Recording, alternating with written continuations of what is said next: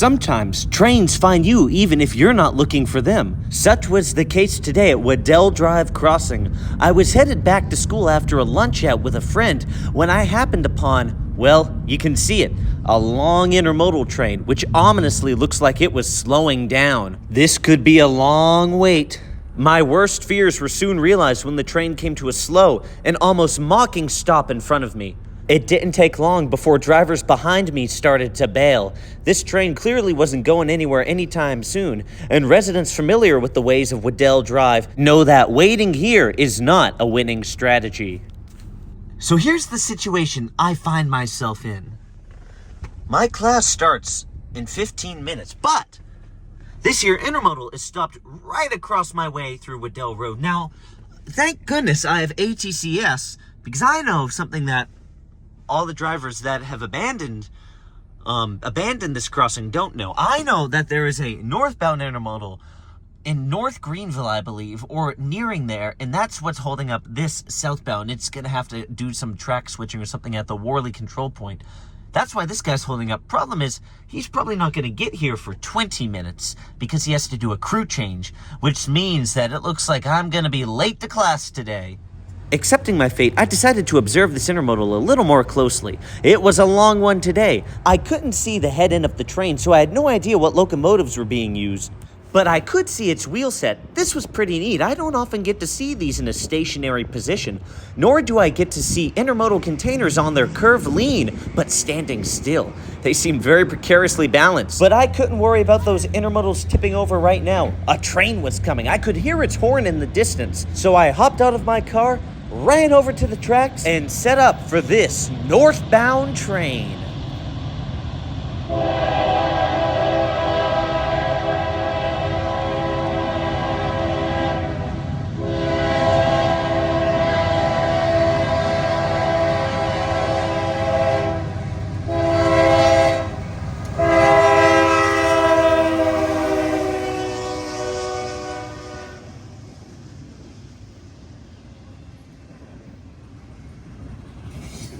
It's another long one. Northbound intermodal traffic, most likely bound for New Jersey or Rutherford, Pennsylvania's bustling intermodal terminal.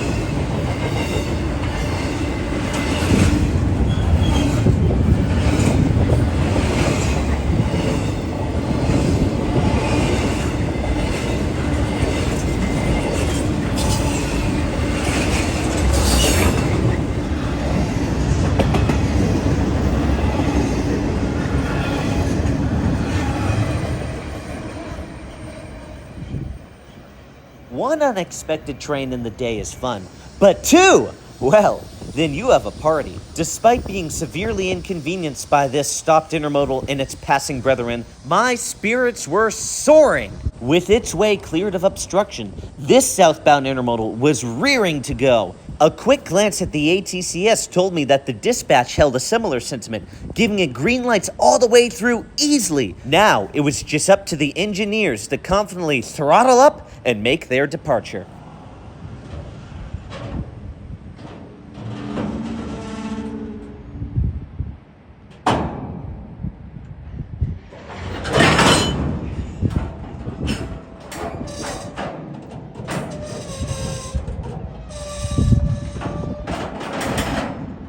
Oh, come on, it's gonna take a lot more throttle than that.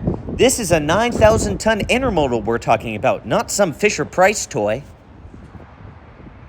There we go, that's much more like it. This intermodal is a heavy one, fully laden with product bound for Atlanta and the southern markets. Electronics, furniture, toys, and tools all make their way inside intermodal containers, and it's of paramount importance to transporters like the Norfolk Southern that the product inside those containers arrive at their intended destinations in a timely and efficient manner.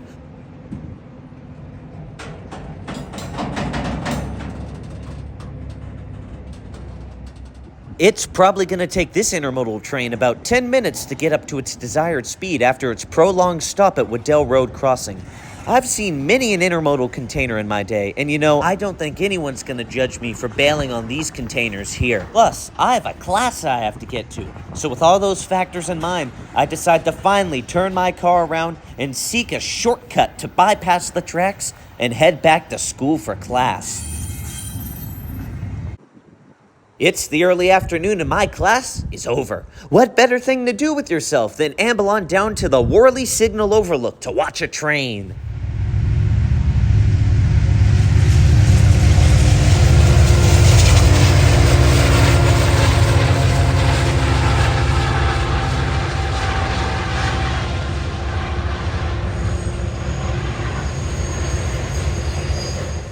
CP Worley is the first major signal and control point north of Greenville Yard. It helps control Greenville's heavy through traffic, like this southbound 203.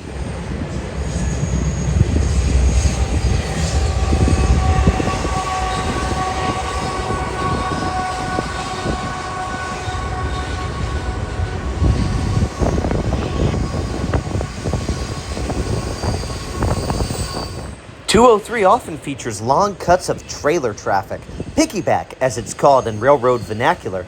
Today's train is no different as these ABF high-priority trailers roll by.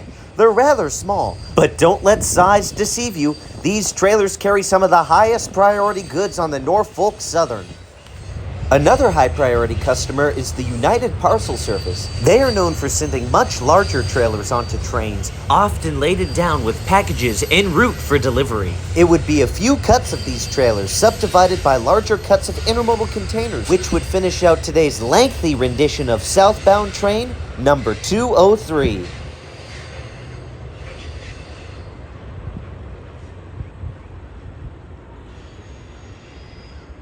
It was many hours till our next train was scheduled to make an appearance. During that time, I drove about and watched the sky turn a dark gray. I eventually ended up in downtown Easley, where I knew that even if it started to rain, street lighting would illuminate the tracks. Only by good fortune did the train beat the weather heading north, affording me a precipitation-free shot of train number 154 northbound.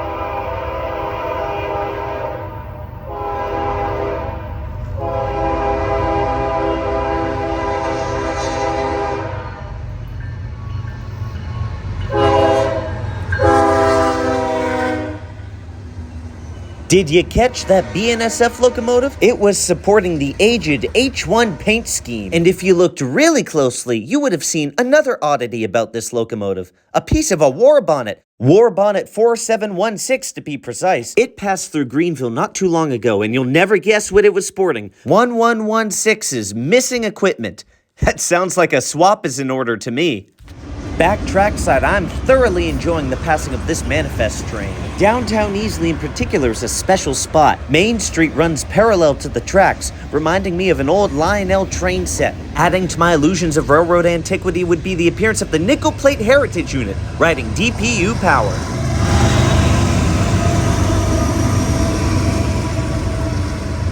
Founded in 1881, the Nickel Plate had a long and illustrious career in the Midwest United States and upstate of New York before being merged with the Norfolk and Western Railway. Remember how I mentioned that in Easley, the tracks parallel the main road? Well, that sets up a prime condition for train chase opportunities. A heritage unit never before seen on DPU power riding a notoriously slow train? Well, it sounded like all the cards were in my favor, so I pursued. Main Street parallels the tracks for about a mile or so before parting ways at the SB Street crossing. While I may be splitting from the tracks right now, Main Street will eventually funnel me into a back road shortcut, bypassing the old Easley Highway and sending me straight to CP Crosswell.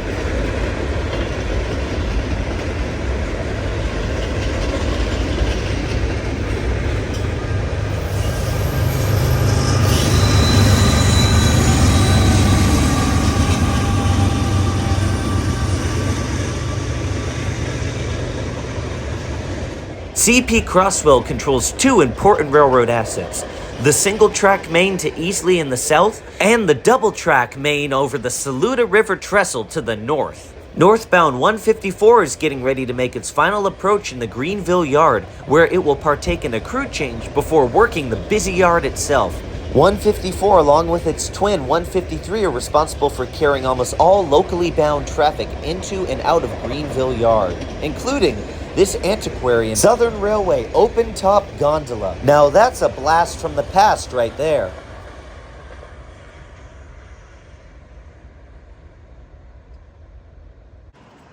Shuffling back to Easley, I find the cloud cover absent, replaced by a beautiful sunset.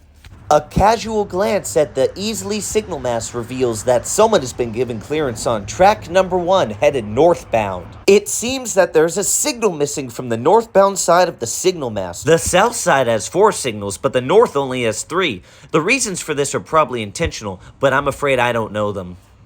Downtown Easley boasts a handful of these unprotected walkways crossing over the busy NS main line. For such a bustling downtown, I'm surprised these walkways aren't protected. The only thing I could find was these blue report problem signs along the side of the tracks. I guess they're counting on pedestrians hearing the racket that trains make as they pass through downtown Easley. On this 1-mile stretch, trains must pass through 4 individual crossings, and the noise that much train horn will make will certainly be hard to miss.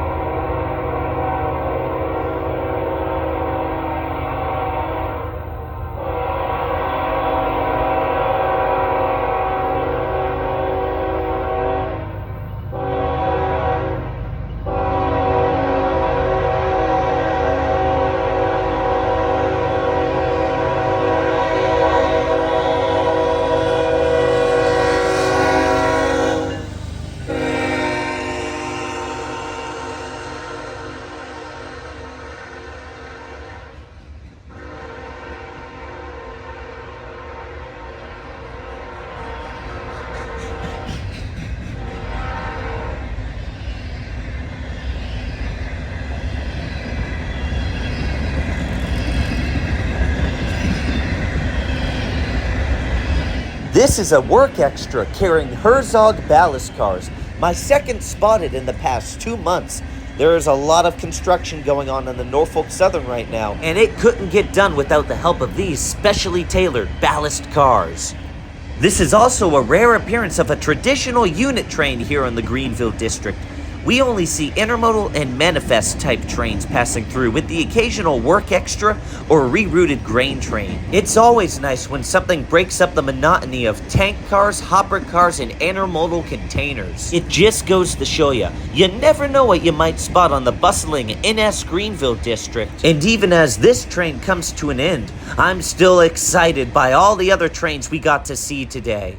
Thank you for joining me on this day of trains in Greenville, South Carolina, the safest of rail fanning to you all, and until our paths cross again.